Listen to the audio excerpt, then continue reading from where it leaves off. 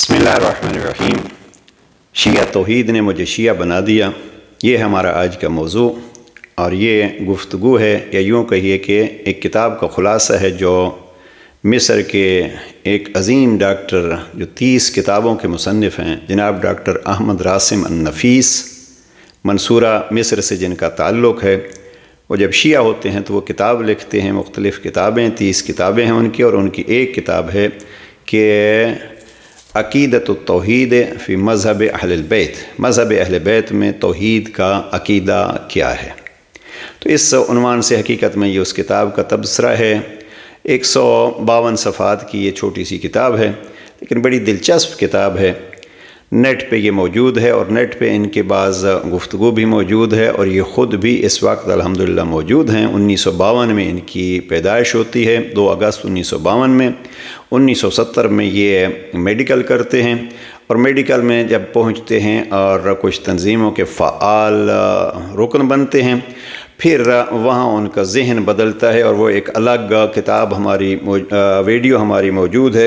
इस किताब के मुताल्लिक़ कहते हैं कि ये किताब जब एक अज़हर के बड़े मशहूर आलिम की मैंने पढ़ी, कि ये कहते हैं मैंने मज़हब शिया क्यों इख्तियार किया, तो मेरी फ़िक्रों में भी तब्दीली आई। ये अलग वीडियो मौजूद है, आप तफसील जान सकते हैं कि ये कैसे शिया हुए, शिया होने का दिलचस्प वाक़या ये हमने वहाँ रिकॉर्ड किया है।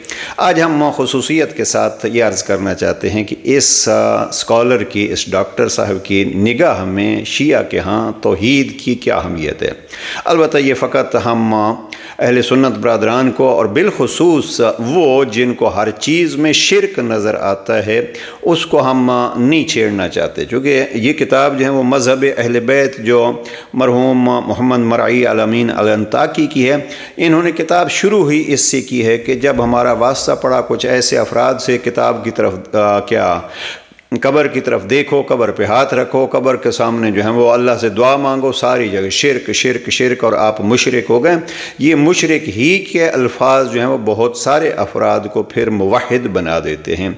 लेकिन तौहीद हकीकत में कहाँ से मिलती है? इमामुल मुवाहिदीन ज़ात अली इब्न अबी तालिब हैं, जिन्होंने पैगम्बर अकरम के शहर इल्म का बाब और दर बन के इस इल्म तौहीद को फैलाया भी, बतलाया भी, और अपनी ज़िंदगी में उसको अपनाया भी। कुछ चीज़ें जो इन्होंने इस किताब में पेश की हैं वो हम पेश करेंगे। बहरहाल इससे ज़्यादा आपका वक्त नहीं लें। डॉक्टर अहमद रासिम कहते हैं कि अक़ीदतुत तौहीद फ़ी मदरसत अहलिल बैत, ये किताब जैसे अर्ज़ किया है कि कोई 152 सफ़ात की ये किताब है, और ये किताब अभी ताज़ा शाये होती है, 2023 में ये किताब शाये हुई है। इस किताब में उन्होंने जो मुझे अच्छी चीज़ लगी वो ये है कि मुख्तलिफ़ नज़रियात जो तौहीद के बारे में हैं उनको इन्होंने पेश किया, और अशायरा का, मुफव्विज़ा का, वसनिया का या सनविया, इख्तियार व जबर की बातें हैं, और इरादा खुदा के मुताल्लिक़, और इख्तियार व जबर का मसला तफसील से इन्होंने बयान किया है।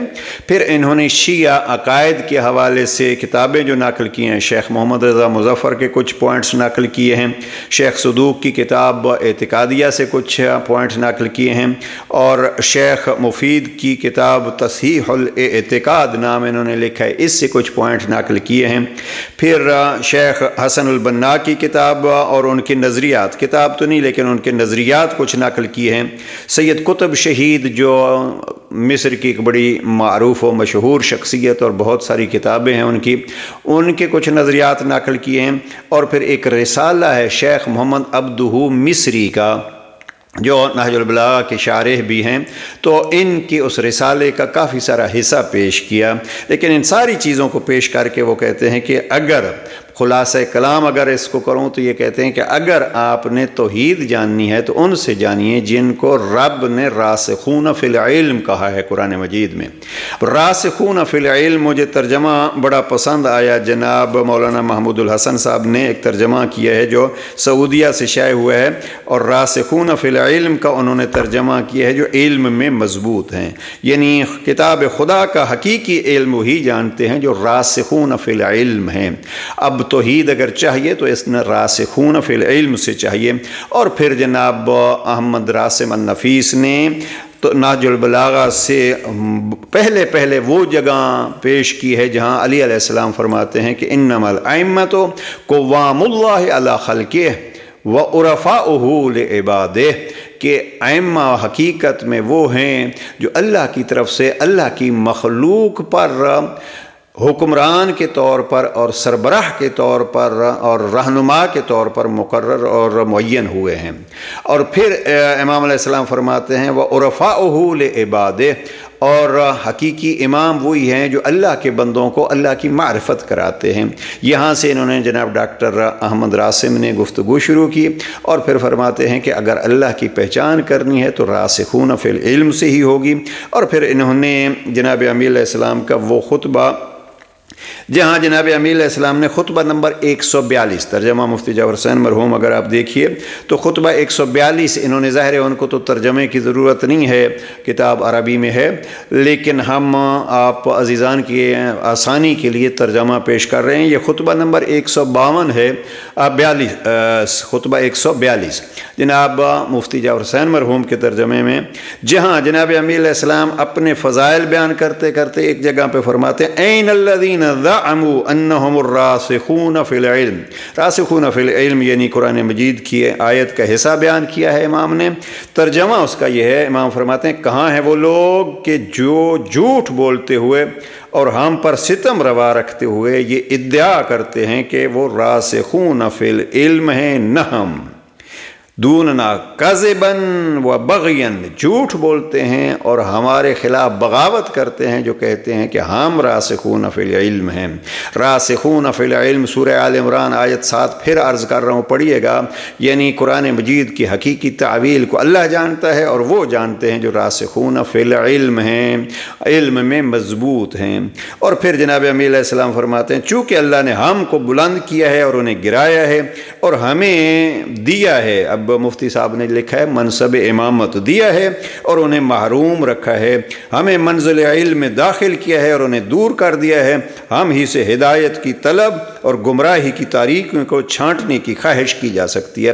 خلاصہ یہ ہے کہ جناب احمد راسم صاحب یہاں کہتے ہیں کہ علی ہیں وہ جو کہہ رہے ہیں ہم راسخ فی العلم ہیں۔